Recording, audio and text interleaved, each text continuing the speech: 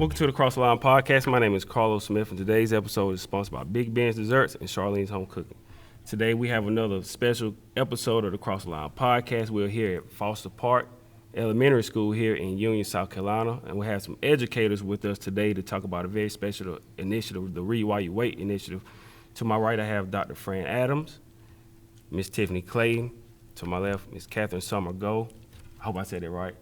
Gough, I'm sorry. And Miss Tiffany Clayton. How are you ladies today? Melissa Inman, I'm sorry. Hello. I said it. So kind of giving everybody the backstory, I saw you ladies last month at my barber, TJ Booker, who the owner of TJ's Barbershop. So I walked in and you guys were, the news channel was there, Fox News was there, and I was kind of nervous because I didn't know what was going on.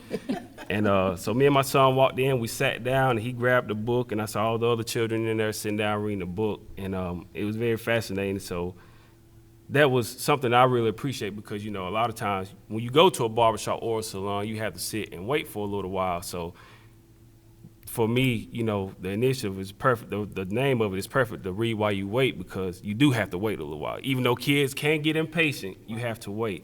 So I really want to say I appreciate you ladies for, you know, taking the time to start that initiative, and also how important education is. So to start off with the initiative, I want to ask you, Miss Dr. Fran Adams, how did the initiative come about? Well, the initiative, Read While You Wait initiative, came about a couple of years ago. My reading coach then was Miss Kristen Mitchell. And she had seen somewhere on Facebook where a barber was partnering with a school to read. And she said, I think we should do this. And I will tell you, at that time, I had just been nominated or assigned to be principal at Foster Park. So I told her that's a great idea, but let me get my feet wet first. So it continued to be in my mind, even though I was doing a lot of things. And so this year, I sat down and I said, you know what, we got to get this initiative started. Mm-hmm. So I spoke with Ms. Sommer Gough and my reading coach here, Melissa Inman, and I said, I've talked to TJ on and off about doing the Read While You Wait initiative. And because he was approached 2 years ago, he actually, every time he saw me, he'd say, when we gonna do it? When we gonna do it? I said, it's coming. So we finally called him here one day, and we sat down and we mapped out the details.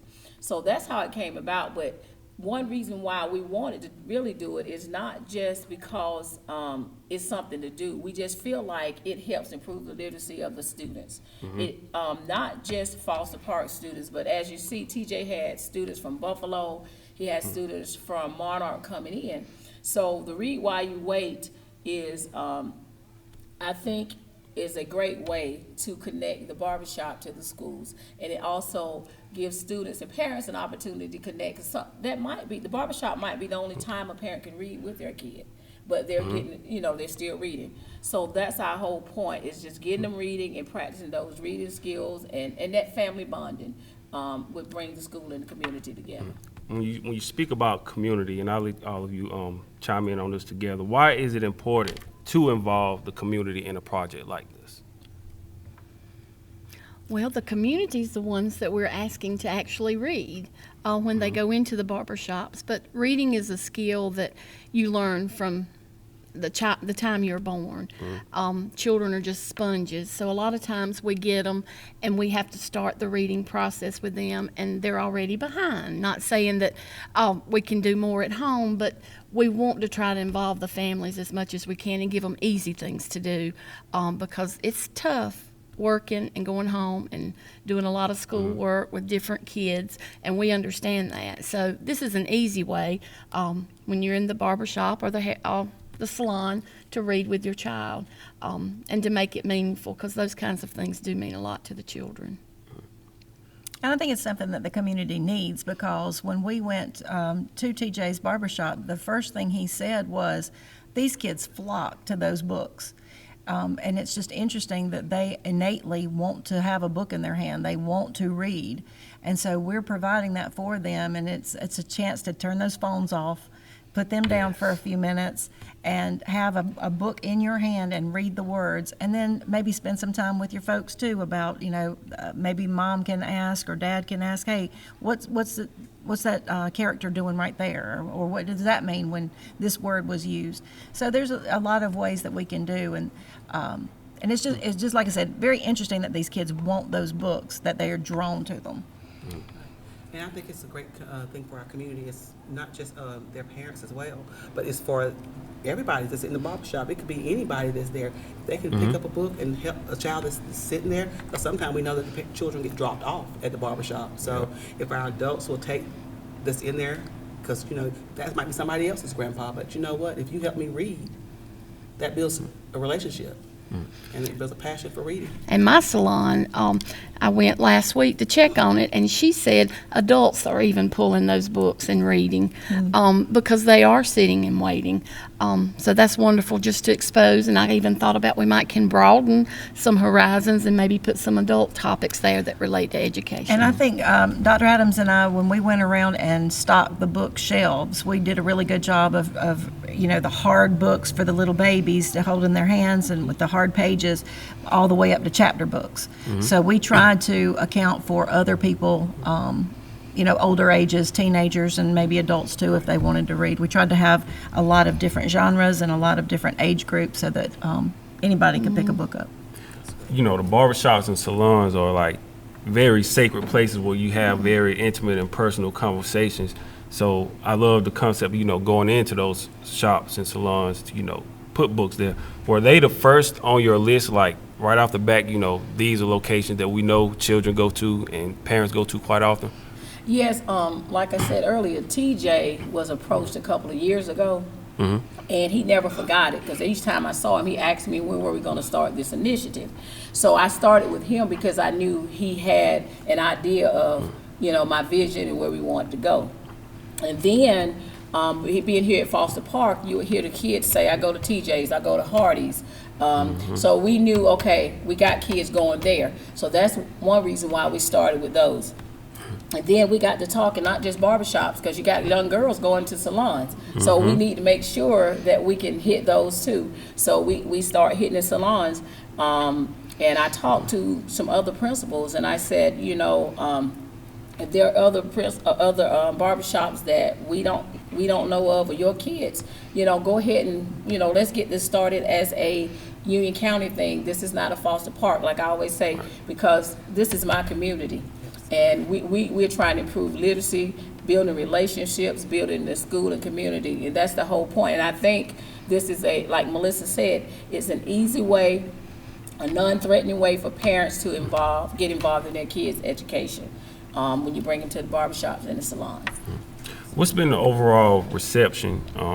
I know you said that when you went to your salon that, the parents were into it as well, but overall, like, what has been the reception from the shops, from the salons and the barbershops with the program so far? I talked to TJ yesterday because I was talking to him, telling him about this, and he said, man, it's awesome. He said, I just speak volumes of how these kids are reading and the parents. He says, as a matter of fact, Dollar General has donated so many books to me. I got stacks of books that I can give to other salons if they need them, because, the kids need them. And I think Dollar General must have seen or heard the news, so they donated the books. So he said that it's really a hit. And he appreciates it, and he wants to continue. Matter of fact, he talked about expanding and even coming to the school and having a reading event, and he offers free haircuts and stuff, different things like that. He said, I can just see this going further, just not here. So he is really grateful, and he's really supportive. And I think all of them, I think Jay mentioned something about how they're reading in his shop too. Right, I had my hair done Friday, so I checked in with my salon then. Jay at Snippet Salon said that the kids are flocked to it as well. He said the only problem is because we had asked, take some pictures of him reading so we can put that on our Facebook page. But he's like, it's really hard when he's cutting hair and he's working to snap them, taking pictures. He said, but absolutely they love it. And he said, actually, the day before I had come, last Thursday, he said a little boy was begging to take 2 books home with him. And they were like, no, you just leave them here, and when you come back, you can read them again. And so I think that was very exciting that they're even attached to them like that. How do we break that stigma, I guess, of, to a certain extent of, if you see kids reading or even adults reading, some people may call it, tacky or corny. They'll say, man, you need to go watch something or go do something else besides reading. Talk about the importance of kind of like breaking that stigma, because even to this day, I still read because education is so important. And I think it's important for children and even adults to understand, even after you graduate high school or college, the education process still is ongoing. It's a never-ending process. So can you talk a little bit about the importance of breaking that stigma around about reading being a good thing and not making it look like it's something that it's just like, how kids would say that, like being a nerd or something like that. Just talk about that importance of breaking that stigma. I think one thing that's important is for children to see that their loving adult, whether it's their parents, their grandparents, aunts, uncles, see them reading a book, not just something on the phone. But reading starts with reading signs and reading like the McDonald's arches, the M. Children start recognizing those kinds of things very, very early because kids will say, I can't read. Well, yes, you can. You know what McDonald's sign looks like. Go to the grocery store. You can see the name of the cereal. They love Fruit Loops. They can read those names. So letting parents know that reading is all around the community, and just little tips like going in the grocery store, riding down the road, reading signs. You are still reading in different ways. So I think to break that stigma, we have to start with our parents, educating our parents how important reading is and the easiest things that they can do at home, because that's where the time comes in. When you work 12 hours a day, you're tired. And it is the school's responsibility to teach reading, but if we get the parents on their side and start as early as we can, the process of reading will be much easier once they enter school. And just coming from the classroom's perspective, we were talking this week, matter of fact, yesterday, we were talking about it being Martin Luther King holiday, we were talking about using the power of words and how it comes from him reading and listening to people, and how it was important for young men to not think that it was bad to have a book in your hand. It's great to have a book in your hand. It's great to learn new words. That's how you get new vocabulary. That's how, I said, your goal could be, I'm gonna learn these amount of words. And I'm gonna learn how to use these words because guess what? Somebody older than me may not even know that word, and I can show them how I can use my words. I said, in his aspect, he used them to be nonviolent. He used words because he had that. He didn't have to use his hands or anything. He was able to use his words to move things, not just one thing. He was able to change the world. Absolutely. And so you can change so many things, and that's why in our classroom, my children will pick up a book. If you walk in the classroom, I don't even have to say it. We finish up early, first thing they go is a book. My boys are some of the first ones to grab books. So it's very important. And they see us loving books. They see people outside of us outside of their teachers. They believe that we love books, and we do. But I'm a big kid myself, so I love children's books. I won't say it's adult books, but I love lots of children's good pictures. They do too. And you said, Ms. Clayton said a mouthful when she said the words. When you read, that's a lot of times that's how you can learn to communicate with people. It builds your vocabulary, and I think a lot of people are afraid of tackling it because they feel like they can't. But I feel like if we one way to break the stigma is we have to, like Melissa said, we have to start at home and teach the parents, even if you feel like you can't read, you start the process. Your kids see you modeling, you be that role model, and then they would start. I feel like I always tell my students when I was in the classroom, reading can take you places that you never can travel to. I can tell you a lot about China. I've never been, but if you might not know it, because when I start talking, you're like, wow, yeah, it's reading. How do you think Dr. King got those words? Reading. they just didn't happen overnight. Say, oh wow, I'm just gonna get up and say I have a dream. If you go back and look at his speech, all of those that language is filled with similes, metaphors, and it comes through reading and it comes through writing. So I just feel like kids need to know that that's where they can communicate with. Like I used to tell my kids, I can sit down with the president, or I can go with Lil Wayne if you want to talk ghetto. I got that too. Yeah. So, and that's all because I could read. And I can communicate with the best of the best, and I always used to tell them, if this was a Georgia thing, but I can sit down with Buckhead and I can sit down with Bankhead, if you know what I'm talking about. Absolutely. I want to kind of piggyback off of that as well when you spoke about mentioning, starting at home. And it's tough, when parents, like you said, work 10 to 12 hours at work and then come home and then you have to still, work with your child. And I don't want to make it seem like it's, a personal attack on the parents, but what are some ways that we can get parents more involved, after working those kind of hours and still, being there for your child? Like, what's the way? Because, of course, like you said, it starts at home. So what are some ideas that you may have, for parents, kind of help their children while they're at home? Even reading to an older sibling, I've had a parent to tell me that I've told my grandson to go read to the dog. And I had to think about that for a little while. But in all, she was still conveying the message that reading is important.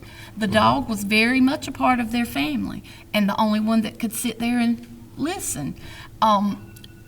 So parents have done a lot of creative things to get children to read, and I think that's wonderful. Do what works. If you don't have anybody there, a lot of them work different shifts. They're good with the electronic devices. Let them record themselves reading, and the parent can listen to it at another time, or like an older sister or brother. But it's hard in this day and age, and since COVID and just sickness and jobs, we feel for our children and our families, and we know that we all struggle from time to time. So if they can reach out to the school, we'll be glad to give them some tips, ways to help, or get them involved somewhere at school. If they absolutely have no one, then we can find somebody here at school that could give them something. And we have, being that Foster Park is a Title I school, we have to have family engagement events every quarter. And ours are centered around literacy and math. So when they come to these events, we provide them with strategies and different ways that they can help their children at home. And they're not threatening things. These are small, simple things. And just like that's why we started the barbershop initiative, because we know they're going there. So that's an easy way for you to connect. And then even as a parent, if you are, it will build your fluency too. So the more you read, the better you become a reader. If, I'm not saying they're not, but it will help. And I think you sitting there with a child, Mr. Booker was telling us about a 2-year-old that he tried to cut his hair, and he would always cry and holler and he'd have a hard time. But as soon as he saw those books, and Mom read a book to him, The Little Engine That Could, that was the best haircut he ever had. He said he was able to cut his hair, and just that bond. See, right there, Mom, that's a reading strategy. He's listening. Oral language develops first, so he's listening, and then he would develop that speech. So I think a lot of times our parents don't give themselves credit. They do a lot, but they feel like they're not doing enough. Right. So we're here to support them. And it's not always sitting down with a book. Early literacy, from the time they're born, just talking. Language. If all you did was talk to your child, even before they learn to talk and say words, that is the most important. And reading just a simple little book and exposing them to words does a lot. And that's the one thing I say to parents: if you don't have time for anything else, when the day the child's born, read a book to them or something to them every day. You wouldn't believe, and there's research out there to support it. It's not just Melissa Inman saying it's going to work. There's research that supports reading from the time that they're born, how they come into school, and they're ready because they're exposed to language is the bottom line. We've got to talk to our kids early on. And one of the Title I events, the first one we had this year, we modeled bedtime stories. and how that's an easy thing to do, a fun time for parents and to spend with their children, send them off to sleep, and then having that book in their head. But nursery rhymes. That is something that is, there's a big hole, a big gap now that kids don't know nursery rhymes. So those are quick and easy. Most parents have them already memorized, and that can be things that they do together, make little songs out of it, and just have a good time with it. But again, that's reinforcing that literacy through language. And the State Department is realizing that it starts as early as 4K. And so we have done, 3 or 4 4K and 5K events where we invite the families in at different times. And it's 30-minute sessions. These are working with words, making meaningful words, different things like that. Parents just get a couple of strategies that they can go back and use immediately with their kids on, and this will build the literacy and the fluency in the oral language. So we realizing that parents are busy and they don't have a lot of time, so we have to give them things like, hey, and and that's why we have to be strategic and intentional about what we give them, because we don't want to just give them anything. We give them these things because they know that they work.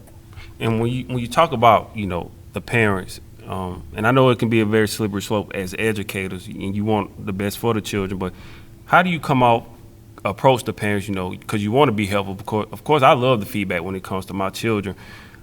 How do you approach the parents, because you don't want to come off as like being too pushy or telling the parents like they're not doing a great job at something? Of course, some of them can take offense to that. So how do you approach parents when it comes to like reading and just educating their children overall without being like pushy or anything? Well, believe it or not, most of them approach us. Okay. And they say, hey, what can I do to better help my kid? What strategies do you have? I sent out a survey a few months ago, and that was one of the things that they're searching for. How can I help my kids read at home? How can I help my kids with homework? So they reach out to us, and because they trust us as the professionals, and most of our parents would take the literature, take the tips, and go back. And they communicate with the teachers, or they communicate with us and say, hey, that worked. Or this kind of work, do you have something else? So they will also tell us if it's not working the way, we anticipated to work. But most of them reach out to us, so we don't have that much of a problem to have to approach them and say, hey, that ain't working. They approach us because they know that we have their kids' interests at heart. Right, because it's not about judgment. We don't judge anybody. That the parent themselves may have struggled in school, and we respect that, so we try to keep those things in mind too.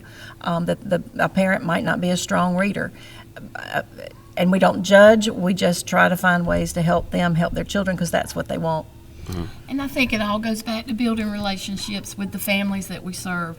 Once the teacher, the school builds those trusting relationships, it's easier to have the hard conversations when you have to. But it goes back to the classroom and everything we offer here at Foster Park, which I think our administration and our teachers do a wonderful job of building relationships so that our families do trust us when we tell them something. And for me, we have a system on our, I guess it's our Union County system. It's called Remind. And I usually send out maybe once every 9 weeks some type of strategy that they can use. Like mine is going to go out today. I'm sending something, just different things, tips they can do with reading. I usually just focus on reading, but I have them for math, but I just try to not to bombard. But I send it out at least 9 weeks, something each 9 weeks that they get something from me. Because a lot of times they will ask you, how can I help my child at home? And so I want to provide anything they can. Being the classroom teacher, I want to be able to be that link between them and that. If it's me sending home extra books, that's going to help. Or the strategy that we learned in small group, if that's going to help, that's what we're going to do. So how are the students doing? This is the second semester of the school year. So overall, how do you feel the students are doing here with reading so far at Foster Park? Well, our foundational skills, we take many assessments, but one that we do take on the computer, it's called Math Fluency, and it's for our kindergarten and first graders. It's the early foundational skills in reading. We've just gotten that data back, and we have met and exceeded our goals in those areas. Awesome. And we're looking to continue that, because each 9 weeks, it gets a little bit harder. The end of the year test is expecting a little more, but we are seeing great gains in our early foundational skills. Do children still struggle to read? Yes, they do. Learning to read is a very complicated brain activity, and it takes a lot of things working together. It is something like rocket science when you try to teach reading. That's why it's one of the hardest skills for children to learn. So we're excited about our data. We're hoping that it will reflect on state testing once they take it in 3rd, 4th, and 5th grade. But if not, we're happy with what we're moving forward, and we're making great gains. So we're happy about that. And the district understands, matter of fact, the state understands that reading is a complex process. That's why most of the teachers in kindergarten through 3rd grade, we're taking a course, even administrators, we're required to take it because, how can we assist teachers when we don't know what they're doing? So as administrators, we're taking this class called Letters, and it's language essentials for teaching reading. Right? Yeah, Okay. basically the science of reading. Yeah. So, which is science of reading. So that show teaches. It's not a curriculum, but it explains to teachers what's going on in the student's mind and the brain when they read some things that, like if you see this problem on the paper, oh wow, he's doing that because he hadn't learned this skill yet. So it's giving teachers that foundational knowledge they need to help their kids be successful as readers. So, so we got a lot of things that we know we have some knowledge, but we know we're not perfect. So that's why we do staff development, because we want to be the best we can for our students, so we can push them to be eagles to floor. Is there any specific genre of books that you found so far that kids gravitate more towards, or is it just? I Survived. They love I Survived books. Who Would Win? Like, who would win between a shark and an octopus or something? Those crazy combinations. They love those. They love nonfiction. Nonfiction. I was a big fiction reader as a child, but the kids now love nonfiction. And what they don't realize is that nonfiction is really what they need. It's a lot harder, but because it's something that they enjoy, they're reading it and they're getting those skills. So it's kind of like they're being tricked into reading things. And I think whoever wrote these books probably realized, we need to get them to read it, but we got to make it interesting. So who would win? So you're learning about a shark, you're learning about octopus. That's nonfiction.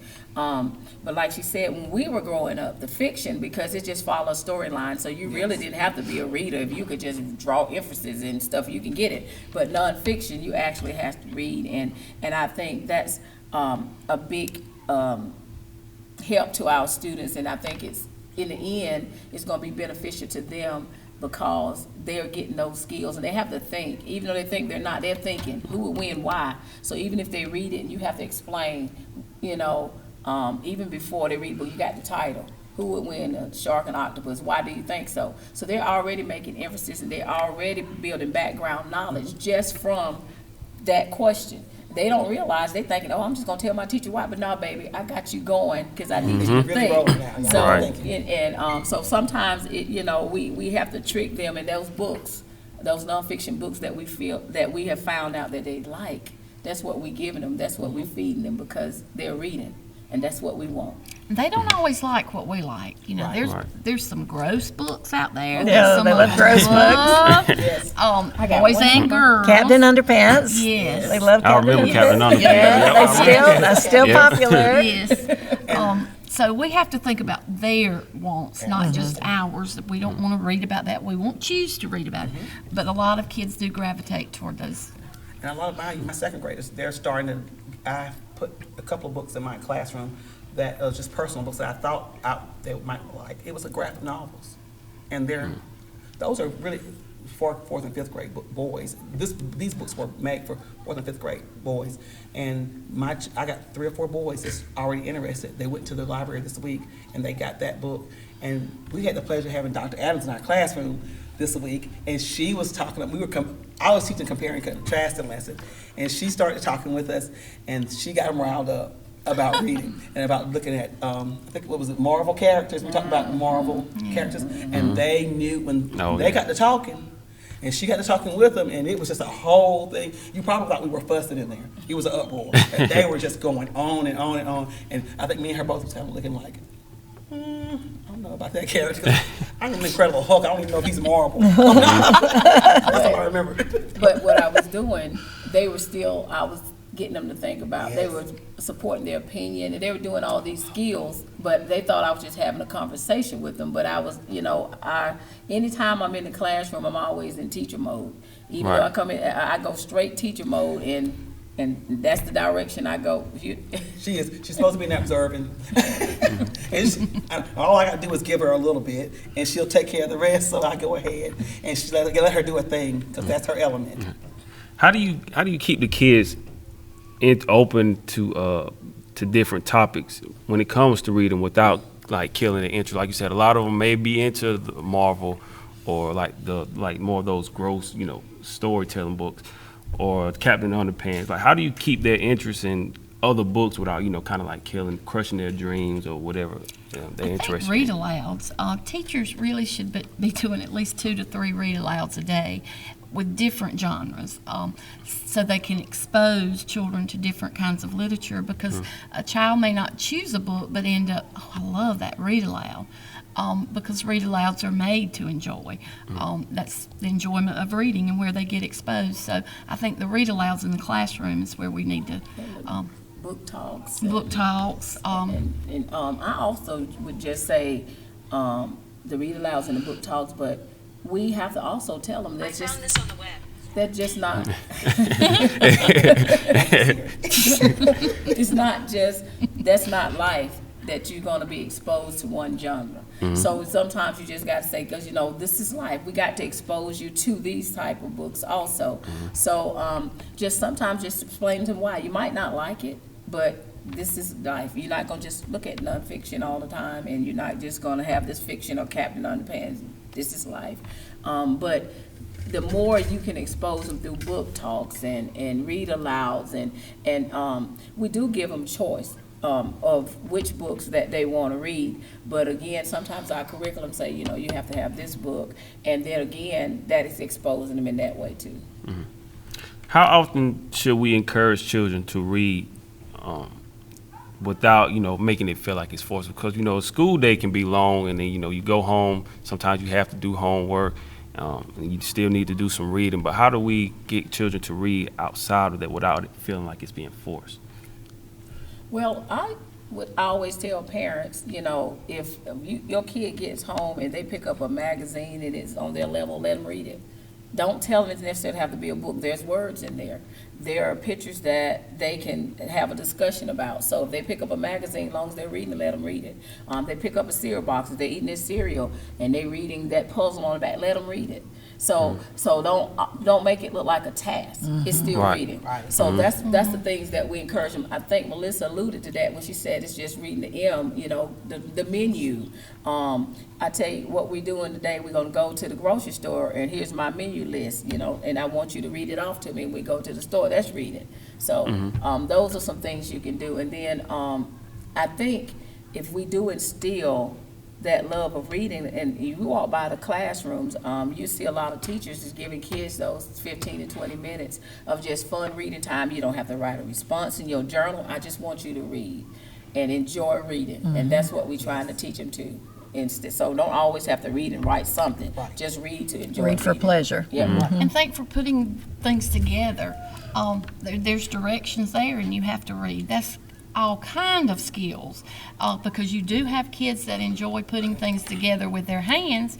Just give them the directions. I can read, but I still can't put Yeah, anything well, together. I with have my trouble hands. with I that can read, but myself. it ain't gonna. I won't read them. You just put it together. No, either that or get someone to do it for me. Has the advancement, and I have my thoughts about this, has the investment in technology and social media made it harder for you all to teach kids? Wow, and it's almost like we're getting a new language. The abbreviations that people use with the social media. It's like that comes now into their schoolwork. So yeah, it has definitely affected that. The social aspect of it, where they can be bullies online to each other, and then that may put them on the defensive when they come to school, and then they're not in their learning mode because they're in survival mode. Definitely not. There's a lot of positives to the internet. We're one-to-one district, so we liked our technology. But there's a lot of negative to it too that has, I think, negatively affected the kids.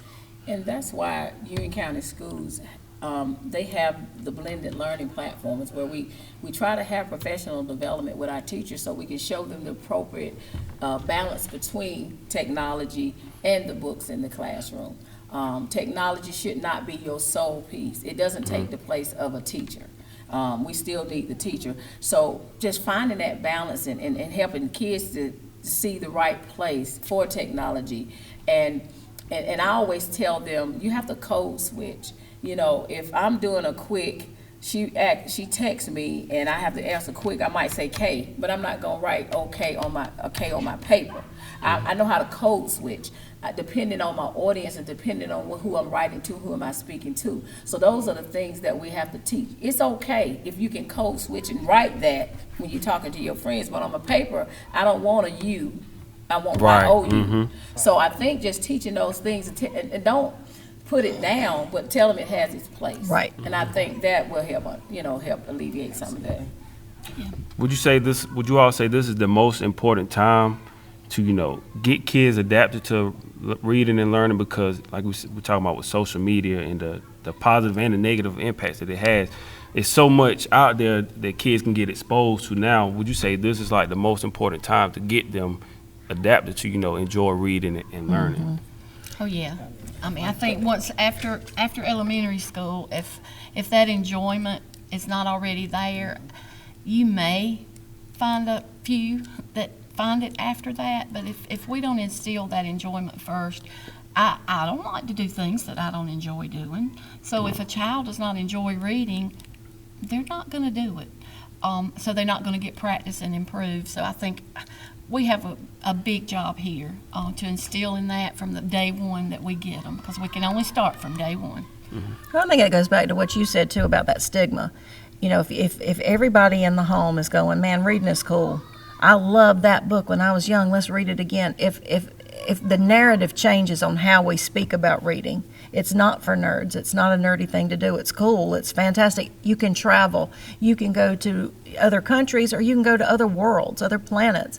If we change that narrative that it's a positive thing and that all they hear from very small age is reading is great, then that will stay with them and they'll carry that on. Both of us come from middle school backgrounds of 20-some years in middle school. Okay. So I agree with Mrs. Melissa here. If they don't have the love here, by the time they got to me, I taught 6th and 7th and 8th grade, and trying to get them to pick up a book and read, it was like pulling teeth trying to get a book report. So then you have to be creative and come up with ways, you still got to teach them. So I started doing more presentations, so I started focusing on the speaking skills and different things like that to get them involved. And then doing, if I said, well, read this chapter as a group, come up with this presentation or come up with this skit. So you had to be creative. I still got it in, but if it's not there by that time, it's mostly done. So. And we have a 2nd grade teacher who loves puppets. And not that everybody needs to use puppets, I'm not saying that, but she does a great job of using the puppets for the children to read, and especially those that struggle. I notice that, they're behind a little screen and they have a puppet, they have a script, they're fluent, they feel confident. So right there, just with the puppet show that she does quite often, is getting them to enjoy reading, even those struggling readers. Once they go behind that little curtain, they become a different child. So we can't all do puppets, but we'll see those in kindergarten classes a lot of times, and the importance of that is tremendous with just speaking early on, using the puppets. I was going to say this question kind of towards the end, but I feel like it's a perfect time to ask it. And it's kind of like finding that balance of, rewarding students for reading, and then also, just expecting them to do it without having those incentives laced into it. How do we kind of like find that balance? Because I know, thinking back to when I was in school, we had I think it was called accelerated reader. Got your pizza. Get the pizza and everything like that. So it's like you do those things and expecting to, kind of like get rewards and get different prizes. How do we balance, getting these children to read now, all of our children to read, without, having those incentives, being tied into it. Being intrinsic. Mm-hmm. So just, Because you know, of course, as you get older in life, you're not going to get these type of incentives. You're going to have to do what you're expected to do. So, And that's what we have to teach them, that the incentive now is the knowledge you learn, or the places you go, the escape that you feel. That's what we have to train them, that's your payoff. That knowledge, that everything that you're getting from that. That's Like what you want, younger- because it's going to make you better in all your subject areas all the way through school. Younger kids, though, need that tangible. They need something. And Right. a lot of times they get stickers and Or different bookmarks. things like that, Bookmarks. bookmarks, and some teachers, like if they have a reading board, if we read so many books, she might give them a party or something like that. But that's usually to get them to get in the habit of reading, but you see her pull away as the year goes, because she realized, I can't keep doing this, because they got to learn to read, but to Right. get them started, and by then, and a teacher knows their kids, she knows when he or she knows when to pull away, and by then, she knows when they hook. A lot of them just gonna do it because they want to, at a certain point, but yeah, you have to start with something to reward me first, Right. but you got to pull away.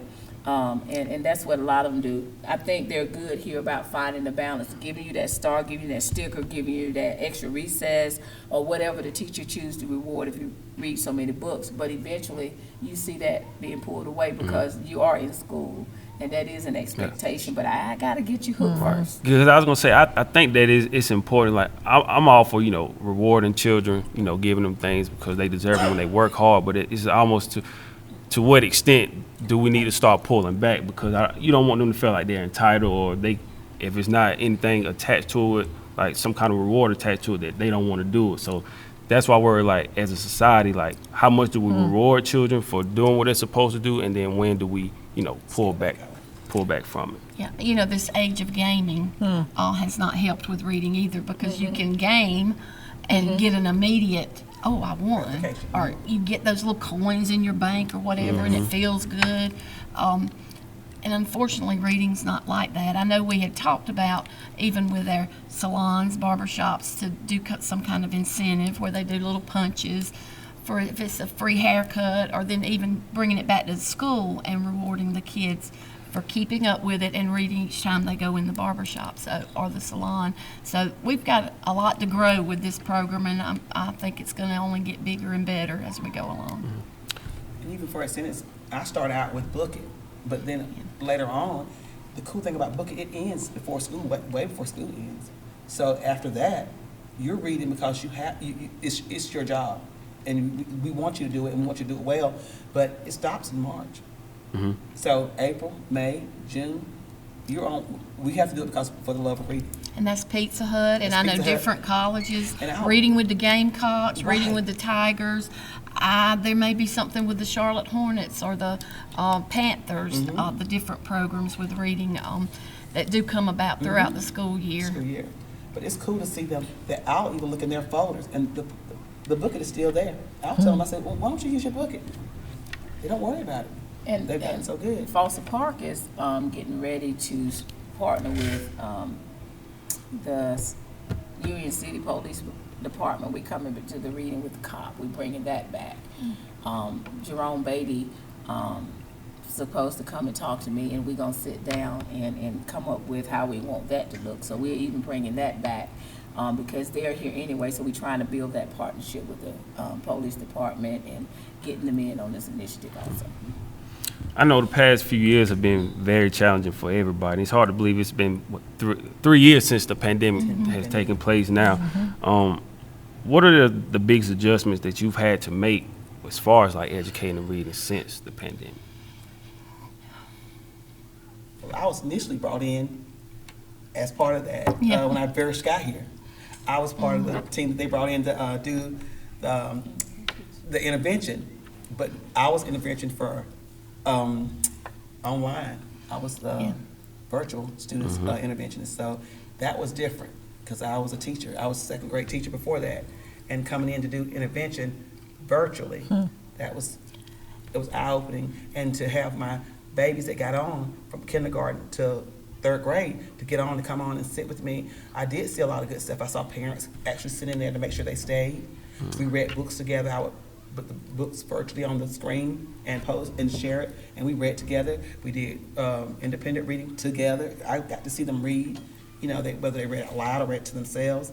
I mean, it was really neat to see how we had to change immediately. All of us, teachers and students. Yeah, we're going to be really. Our students now are in third grade that we call the COVID bunch. I guess that's not a technical name for it, but it's just. And those children, we can't blame it all year after year, but even virtually, it's just not the same. It's not. Young kids cannot get kindergarten that is developmentally appropriate in our first grade. Younger kids just cannot get the best of the best virtually, even with great teachers. Because they need to move, they need to interact with kids because that's part of their development early on. So these kids, we are seeing some significant things in reading going on that we've got to deal with, and we're pushing hard to get them where they need to be. But it's going to be that way, I think, across the state. Hopefully we can get them where they need to be, but it's tough. So that's one of the adjustments we had to make, is think about, we have third graders or kids in upper grades that have virtual kindergarten.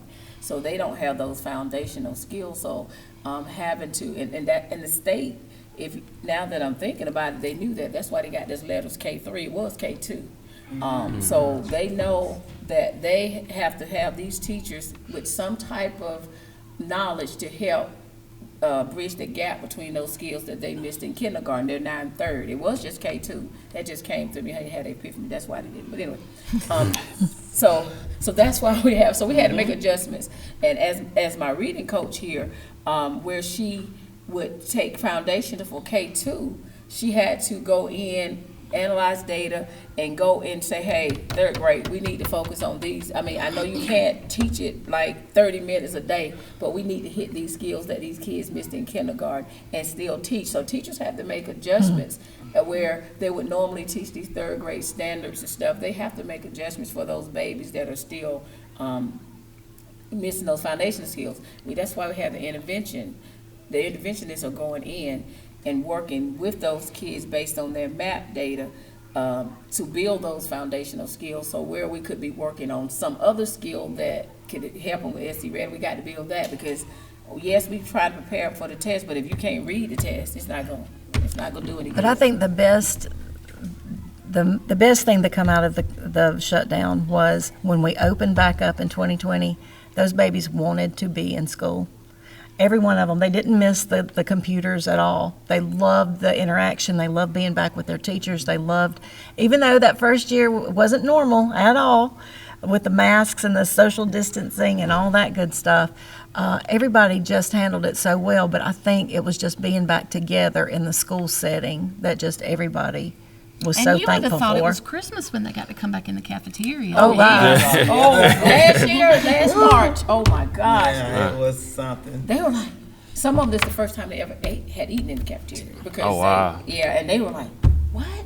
I go through the line? Right. Wow, Yeah. So, but we had to make adjustments. But I think another major adjustment is that we learned to be flexible. We came up with ways to teach that we never thought we would be able to come up with. We met parents virtually, and a lot of parents, now, can I just do it virtually? Can you just send a team meeting? So a lot of them don't even step foot back into school because they can meet us on their job, on their lunch break. Yeah. So we realized that we were creative by how we connect with parents. Even our family engagement events, they were all virtually. And so some parents liked it, some didn't. But we realized if we have to go back through that we have the means and the ways of going about still connecting with our parents, connecting with our students the best way. Our teachers that were not technology savvy, they have learned, because that was the way to go. It's virtual, baby. You got to get on it. We're not doing paper and pencil. So it stretched them for the good. So even that, it just helped us see that, as a school, as a community, we can do this. We had things back behind in our head that we didn't know, but when you get pushed to the wall, you come out fighting. That's what we did. And we rose up high, baby. That's what I can say. I have a few more questions and we'll wrap it up. I know you ladies have all had a long day today, so we got a few more questions. How do we help the children who are not as fortunate, when it comes to reading, because, you all have to deal with children from different backgrounds. Some of them are not as fortunate as others. Some of them have that help at home, some don't. So how do we help those children who are like less fortunate, that don't have that, solid foundation at home, without having them seem like they're like a problem child when they come into school, because, everybody doesn't have that solid background in it, and it can affect those children. So how do we help those children with those like less fortunate backgrounds? One thing I will say our teachers do is they get to know their kids very early. And we have small group instruction, and we have differentiating instructions where those kids are pulled based on their needs. So when you look at the data and you see that this kid is missing this skill, and every kid is going to the table for small group instruction, so it's not like this kid is being singled out, but he's going for what he or she needs. So I'm getting pulled for my own thing, but you don't know what it is. So I'm not being singled out in that way. Where back in the day with me, not telling my age, but there was not a pool of small group. You just couldn't read, everybody knew it. But Right. here, the teachers know their kids and they know their needs based on the data, and they pull them according to that, and they work with it. And then we have interventionists where they're pulled out with those people based on their needs. So the kids that need that extra help in math and reading, they're being pulled and with our math interventionists and our reading interventionists. So we have ways of helping those kids without calling them out and making them feel like that they can't read, because every kid is being pulled. And even down to the worksheets that they give, we don't do a lot of them, not supposed to. But anyway, a worksheet has its place.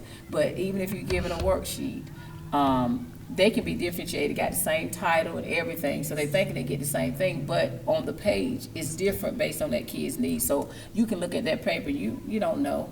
So, now, when I was in school, if you were in this class, you got this paper, and everybody, well, why are you going to that? You got that easy paper. Look at my numbers, but now you can't tell that. So even the writing assignments, they got writing, different graphic organizers, that the title is the same, but the graphic organizers are different based on the kids' needs. So now kids are not as singled out.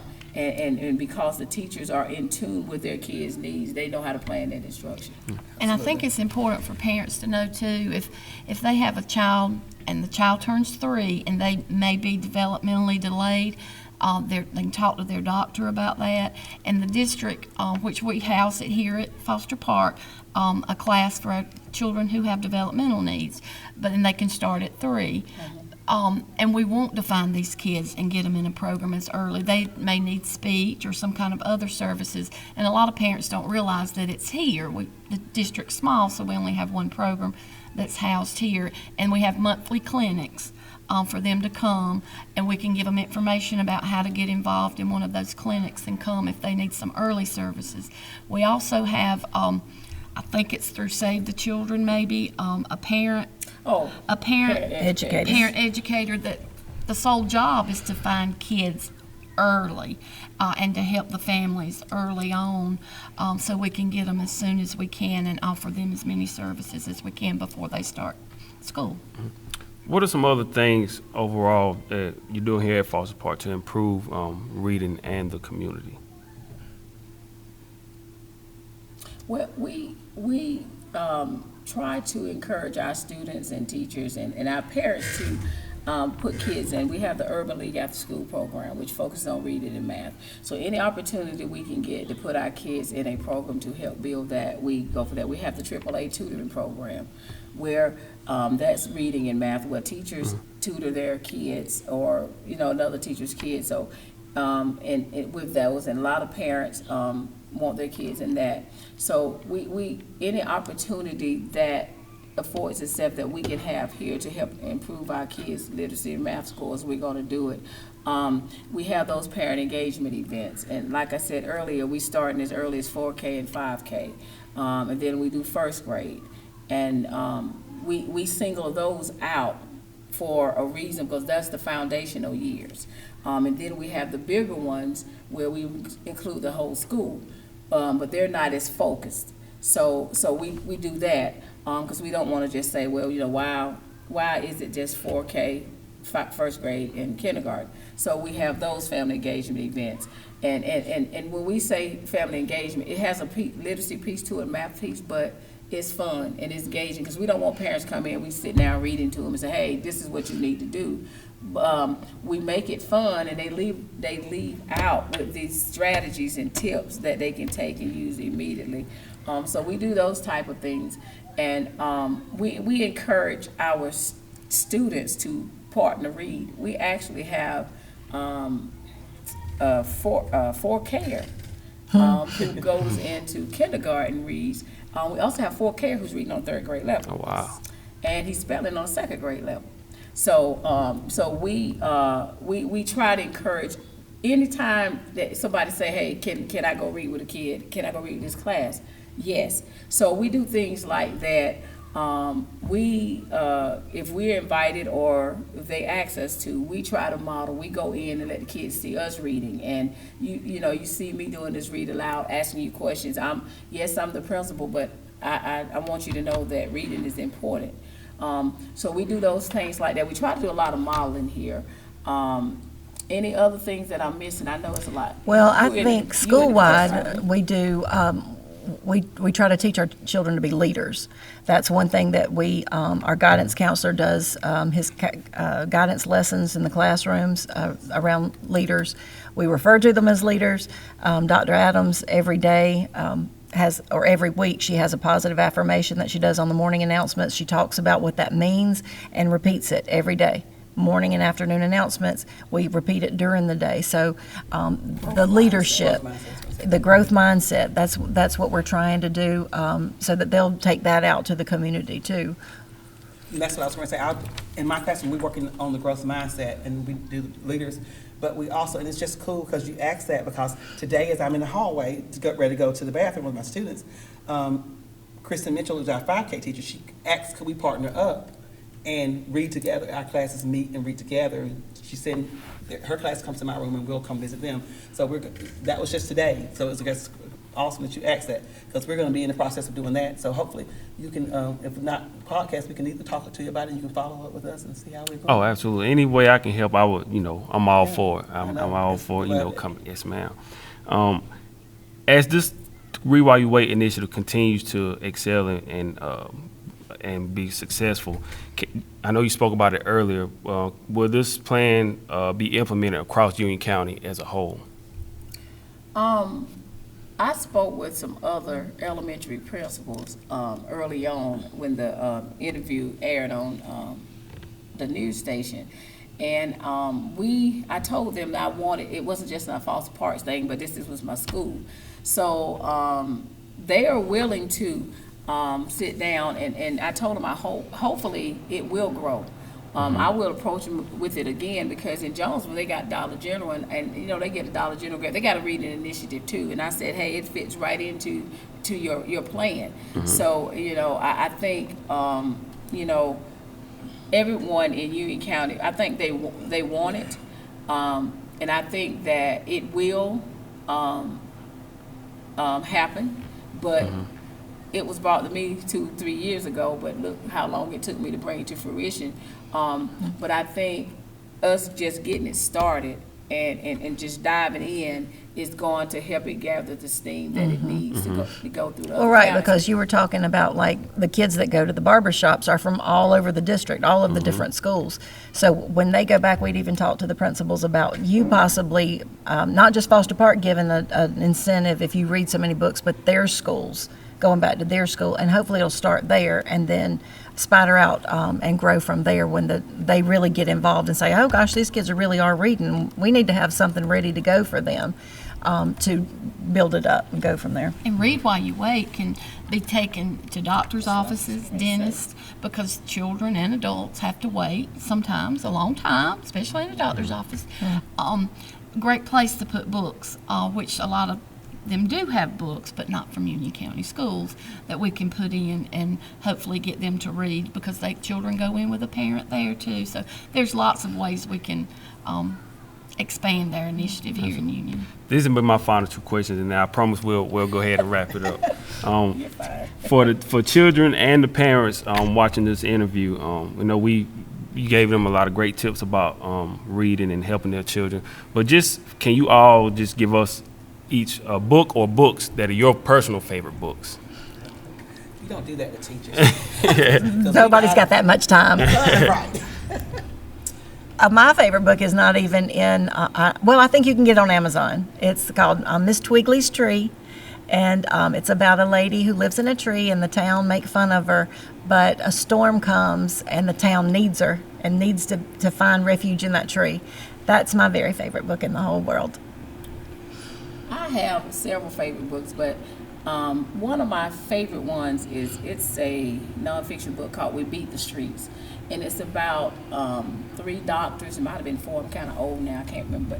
And they were in a pretty bad neighborhood, and parents didn't have much money, and they were set up. They was really supposed to be a statistic, but they said early in elementary school, we're gonna make something out of ourselves. No matter what we do, no matter what happened to us, we're gonna be doctors, and we're gonna continue to keep up with each other. And they were kids, they got in trouble, but that stuck with them. And they're all doctors, and this is their dentist, their emergency room doctor, and whatever, but it's called We Beat the Streets. And it reminds me so much of the kids that we have here. Mm-hmm. And I often tell them, I said, I need for your teachers to be, oh, okay. So, but anyway, that's my favorite book. Mine is by Debbie Allen in The Wings.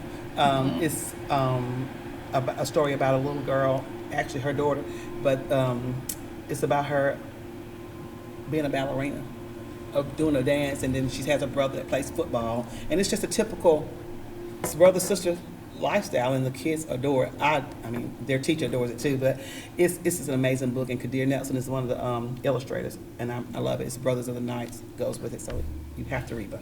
I want to say something else about my book, and the reason why I like that book, because a lot of our kids don't see people like them that is successful. So when you see 3 African American men that look like you, they were boys, they had the same issues sometimes, but they made it. They persevered. And I always tell them, that growth mindset, you can do it, but you got to believe it. And that's one thing. I had a lot of favorite books before then, but I think that's the one that I always tell people to read. Read that book, and I bet you it'll change your life. Well, of course, I have lots of favorites, but I'm going to stick with my kid favorites that I also enjoy reading. It's the old lady who swallowed a fly, who swallowed a clover, swallowed a rat, whatever. Yeah. It's just fun books with a rhyming tune that you can have lots of fun with kids with those books. And there's tons of them. The old lady swallowed about everything. So, they've got a new one out. She swallowed a crocodile. It came out. Oh, wow. And Scholastic. Well, I have not and the heard books that that we were talking about who will win, Scholastic this month and for the next few months are giving them away with any order, no matter the amount of money you order. If it's $2, $1, you order the book and they're giving who will win away to each person that's ordered. I'll give one of my books. I have a couple of books that came to mind. The first one is The Magic of Thinking Big. It's just about, just dreaming big and, just having this vision of that you can do anything that you put your mind to. And it's all about, believing in yourself and just positive thinking. And like you said, kind of like those affirmations, and all about what you tell yourself in the morning, and just looking for something bigger than like what's in front of you right now, just thinking long term and just having these having bigger goals in life. And then also, I know he's had his issues over the past year, but Will, the book by Will Smith, that's one of the greatest books that I've read, just to hear his story. And of course, I know we all watch Fresh Prince of Bel-Air, but that was one of the greatest books that I've read, like hands down. Just hearing his story of, what the things that he feared in life and how he overcame it, when he became successful, still, trying to find that balance of fame and success with family. To hear somebody like that just share their personal fears and issues that they battle behind the scenes, that was one of my favorite books as well. Well, he make you write another book now because no one's perfect in this world. Absolutely.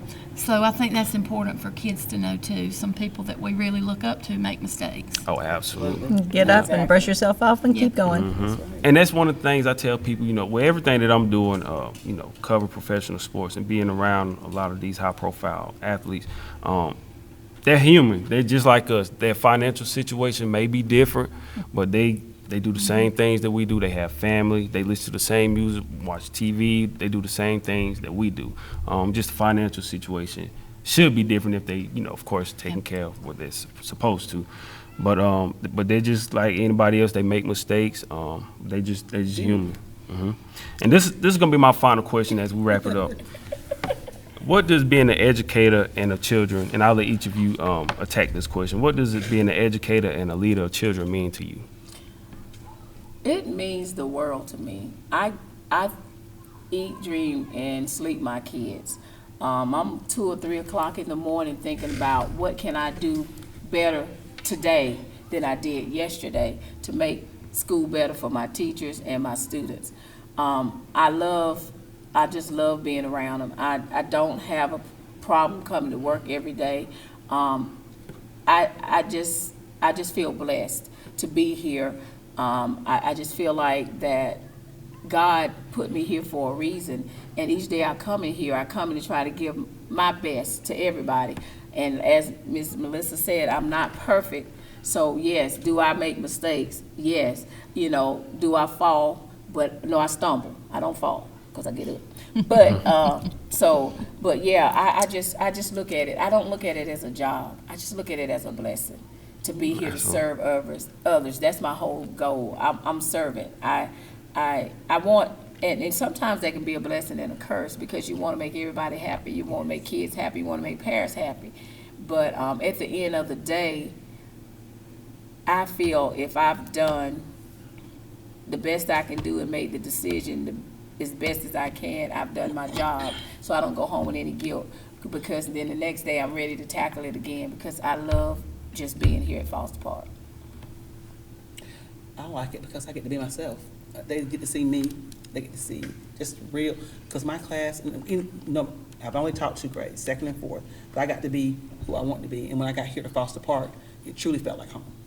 Teaching is a passion of mine, but when I got here to Union County, back home to Union County, it truly felt like home. I knew this is where I wanted to be. It's just the kids make you feel. You can't even describe how you feel. I'm love to be here. When I go home, I think about them. I think about what I can make better for the next day.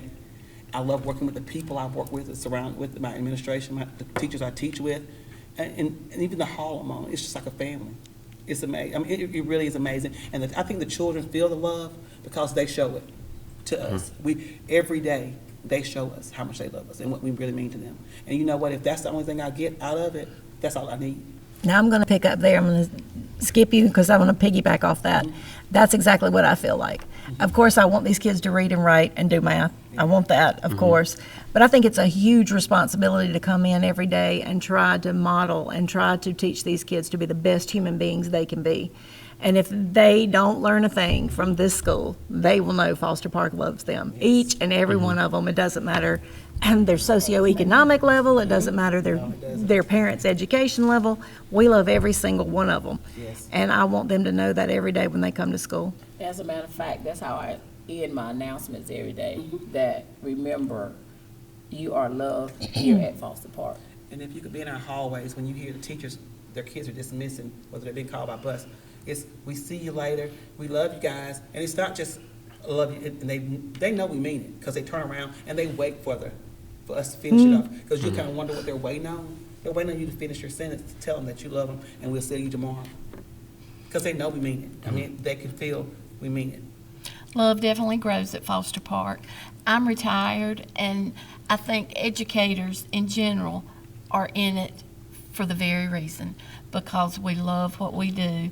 No matter what job I have, and I'll do anything as a retiree. Thank you. No matter what it is, we just want to make it better than we found it. That may sound corny, but I think educators are in it for the children. Even though we get bad rap with test scores and you know, how children are graduating, not reading, every time you see that in the news. But the most important thing is that they have a place they can go, feel safe and loved. And this day and age in this community, I think that's very important. So I'm proud to say that we're Foster Park Eagles here, and love definitely grows here. I'm gonna say one thing. Whenever we are disciplining kids, the last thing we say when they leave out of our office is, "I love you." And that's no matter what they've done. And if we are able to be on bus duty, when they come up the hall, whether it's me or her or both of us together, and we'll say every last one of them, high five, "We love you, we love you." That's every day. And some of them, you know, you stand there and say, they'll wait on it. "I love you." "Oh, I forgot. I love you. I love you." Because they know they want to hear that. And I think they really believe that because we do. And it's so important. I'm glad you guys said it because that is important to let children know that you love them, because I don't think as a society in general, we don't tell people enough that we love them. So, you know, children definitely need to hear that, that they're loved and appreciated. And because, you know, as they grow older, these kids are going to want to come back to the community, and they're always going to remember how you made them feel. So to tell them that you love them is really a big deal. So I really appreciate you all saying that. So as we get ready to wrap this up, Dr. Adams, Ms. Clayton, Ms. Gough, I said it right this time. Thank you. And Ms. Inman, thank you all for taking the time to sit with us to discuss the Read While You Wait initiative. I just want to personally say thank you, because, you know, being an educator is a big task today. It's always been. You guys don't get enough credit for the work that you do. I know I couldn't do it because of my 3 children that I have and the personalities that they have. I personally couldn't do it, so I thank you all for the work that you're doing. As we wrap it up, Dr. Adams, I know you speak a lot of positivity. You have affirmations. Can you please give us one word of encouragement for the parents and the students watching this interview? I always want my kids to remember that they can make a difference, and that they are somebody. I always tell them that they are in control of their own destinies. So those are some of the things that I always would tell, and I tell the parents that, you know, same thing. You can make a difference. Whether you think you're making a difference in your kids' education or not, that read aloud, just listen to them tell you what they did at school, you're making a difference. So the small things do make a difference. So I would just tell them to keep trying. We love the parents, and we appreciate everything they're doing. Come to us if you need us for any type of assistance. My door is open. Ms. Sommer Gough's door is open. Ms. Melissa Inman, the reading coach. We love our families, and that's why, you know, we will go to bat for them. And I just want them to know that they are making a difference, and we love them here at Foster Park. Absolutely. So thank you all again for your time today. Like I said, this is the Cross the Line podcast. We're here at Foster Park Elementary School discussing the Read While You Wait initiative. So until next time, keep chasing your dreams. Thank you for listening.